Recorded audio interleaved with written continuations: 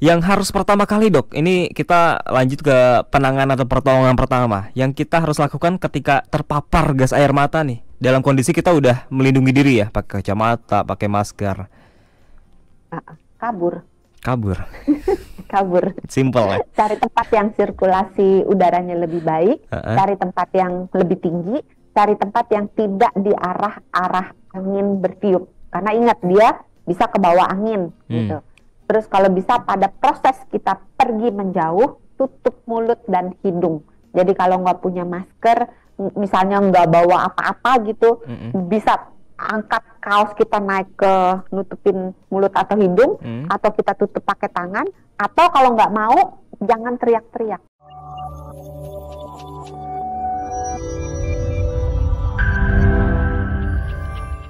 Dan banyak pendemo atau orang-orang yang percaya, orang-orang yang pakai juga kalau odol itu bisa menangkal gas air mata. Makanya kalau Anda perhatikan sahabat Sonora, orang-orang yang turun ke jalan untuk menyampaikan pendapatnya itu pasti akan mengoleskan odol di bawah pelipis mata.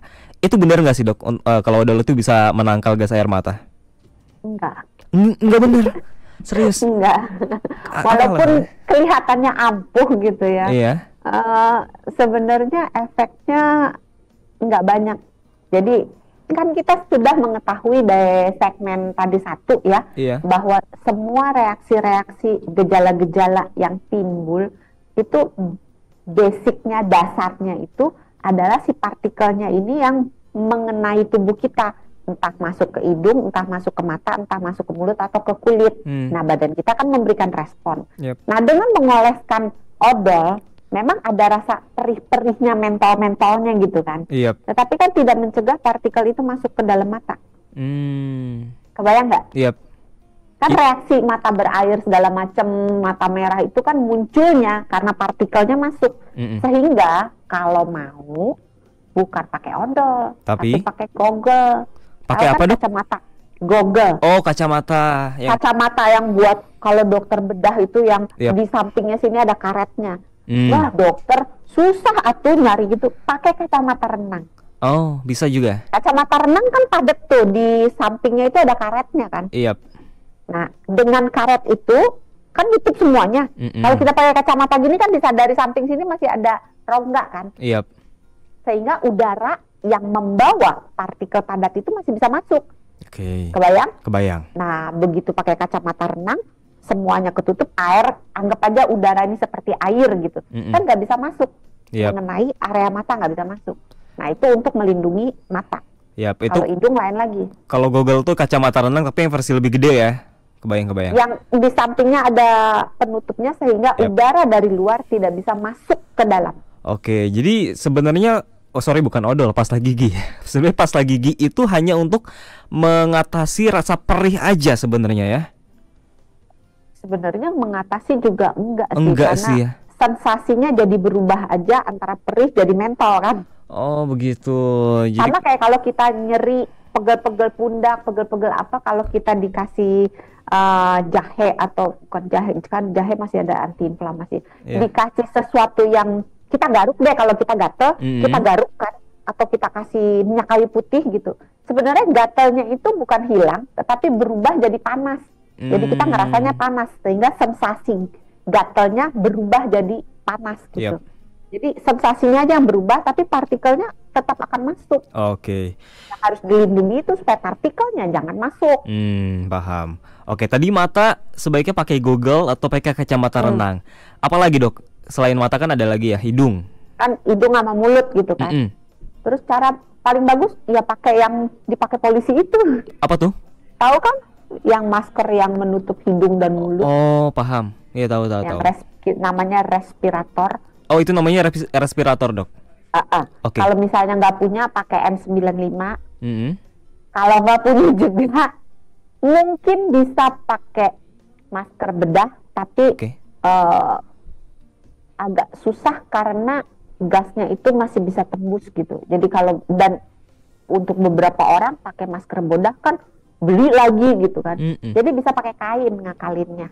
Pakai kain, tapi kainnya jangan yang longgar-longgar ya. Jadi kainnya cari yang agak rapat ininya, tenunannya. misalnya pakai kain batik, kain bandana, kain lap dapur gitu kan. Tapi cari yang nyerap air karena dia harus dibasahin. Jadi dibasahin, maskernya dibasahin, ditutup ke mulut dan hidung, itu akan menjadi barrier untuk menetralkan si partikel padat itu, partikel zat padat itu. Cuman masker kain nggak bisa mencegah partikel yang PM 2,5 itu tembus. Tembus ya. Oke, baik. Kalau pakai masker N95 atau respirator itu nggak usah dibasahin berarti? Nggak usah ya. Oke, berarti kalau mata pakai kacamata renang atau Google, hidung mulutnya pakai masker N95 yang disarankan atau respirator lebih disarankan lagi, ada lagi nggak? Yang perlu pakai baju lengan panjang. Oh, baju lengan panjang. Karena kan takutnya terpapar partikelnya bisa kena kulit. Pakai baju lengan panjang.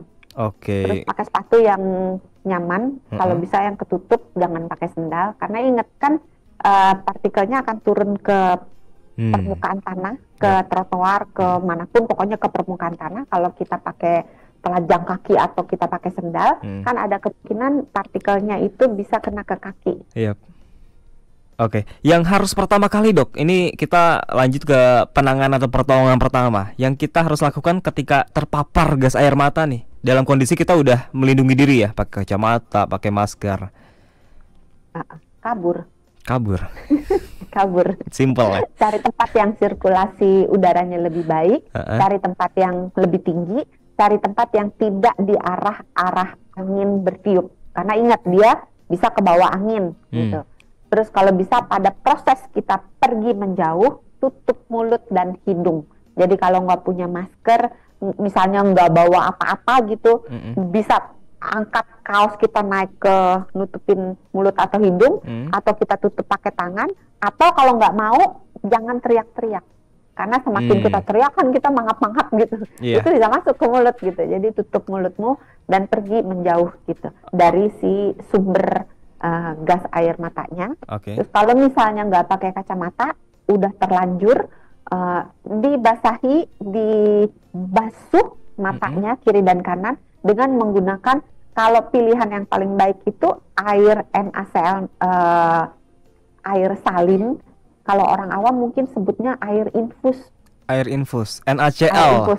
NaCl ya kan. Kalau infusan itu kan ada yang NaCl gitu ya. Nah pakai itu dibasuhi. Cuman caranya harus agak tricky dikit gitu. Gimana tuh caranya? Ngebasuhnya jangan langsung kiri kanan begini, kecuali kalau dia nengadah. Karena gini, ini kan kalau dia matanya, partikelnya itu ada di mata, maka tujuannya membasuh adalah mengeluarkan partikel ini dari mata, betul ya?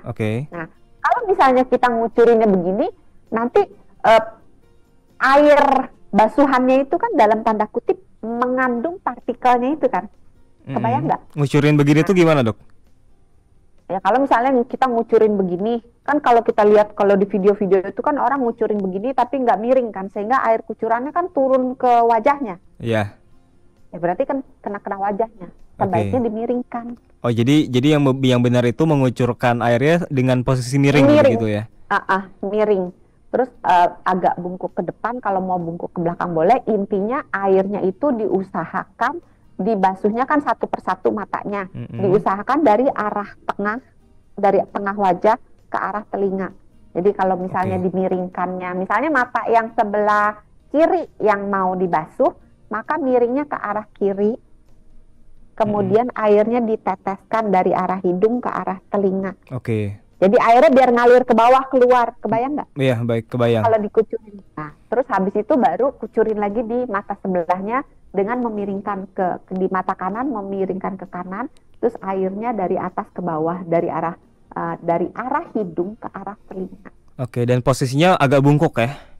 Iya, jangan dikucek ya. Mau bungkuk, mau tengadah boleh, sepanjang airnya itu jangan, air bilasannya sedapat mungkin jangan ketelen, jangan kena badan gitu, karena kan mengandung partikel zat kimia tersebut. Oh, berarti pas membasuh mata dengan air, posisi tangan nggak boleh menyentuh mata ya, karena itu untuk menghindari terkucek ya. Sebaiknya tidak, dan jangan dikucek-kucek gitu, dibiarkan aja, terus matanya dibuka supaya kebuang semua. Kalau merem kan, ya apa gunanya dibasuh gitu. Karena saya lihat di video ada beberapa yang tutup mata ketika dibasuh. Oh, oke. Jadi harus sambil terbuka matanya ya. Iya. Baik. Nah, ini yang selanjutnya menarik juga, Dok. Anak kalau terpapar gas air mata, apa yang harus dilakukan nih? Sebenarnya kalau bisa jangan bawa anak-anak ya. Iya. Iya. Cuma agak susahnya adalah ketika anak ini terpaksa dibawa padahal udah pagi gitu. Ataupun bisa juga anaknya kebetulan lewat bersama orang tua gitu. dan nggak tahu kalau kondisinya ada gas air mata. Satu lagi tipsnya. Oke. Kalau seandainya bisa, kalau kejadiannya di malam hari atau dini hari, kalau bisa kita keluar di jalan area bekas tempat gas air mata itu diluncurkan, kalau bisa tuh lewat dari jam 10. Kenapa? Supaya si gas-gasnya itu nggak kebawa oleh angin pagi. Udah agak terencerkan oleh udara bebas gitu. Jadi udah konsentrasinya sudah lebih rendah dibandingkan kalau misalnya subuh-subuh atau pagi-pagi kita lewat gitu. Nah, kalau si anak ini kena, tadi bawa ke tempat yang sejauh mungkin, kalau bisa tempatnya lebih tinggi dengan aliran udara yang lebih baik. Terus lihat matanya, kalau misalnya kena, dikucurin, dibersihin dengan prosedur pembersihan yang tadi. Terus pakaian yang dia gunakan itu dibuka dengan cara kalau bisa jangan dilolosin ke atas. Jangan buka pakaiannya dengan ngelolosin ke atas sehingga area pakaiannya itu bisa kena ke mukanya. Kan itu partikel padat, jadi dia melekat di baju. Makanya kalau bisa pakai baju yang kancing depan supaya bukanya itu tinggal ke belakang gini kan. Nah, kalau misalnya udah terpaksa pakai itu ya gunting, daripada anaknya ada apa-apa ya bajunya aja dikorbankan gitu. Terus anaknya dimandiin. Terus pada saat terpapar anaknya ditenangkan, karena kalau anak itu ketakutan dia biasanya napasnya cepat sehingga kan makin kehirup banyak tuh. Napasnya cepat, terus anaknya nangis, mangap kan, masuknya lebih banyak. Jadi ditenangin, diajarin biasa aja napasnya, nggak ada apa-apa gitu. Terus itu tadi matanya kalau bisa ditutup sebelumnya, pencegahan kan lebih baik kan. Kalau bisa tutup, kalau nggak bisa ya udah dibasuh, terus dimandiin, terus jangan lupa kasih minuman, karena orang yang dehidrasi itu cenderung selaputnya kering. Kalau selaputnya kering, selaput mata, selaput hidung, selaput mulut kering, maka si barang partikelnya itu lebih mudah masuk ke dalam tubuh. Termasuk juga kita dewasa ya, minum juga. Ya, sama minum dan baju, sama makan lah, harus penting. Baju juga ya. Setelah dibuka itu jangan dicampur, cucinya campur dengan baju yang lain. Jadi buat para orang-orang yang bekerja yang lewat area situ atau para demonstran gitu ya, bajunya itu dicuci terpisah. Jadi begitu pulang tolong mandi, buka bajunya, ditaruh di plastik kalau belum mau dicuci supaya nggak nyebar kemana-mana. Karena ingat ya, partikel bisa kalau kena gerakan atau kena udara dia nyebar lagi kemana-mana.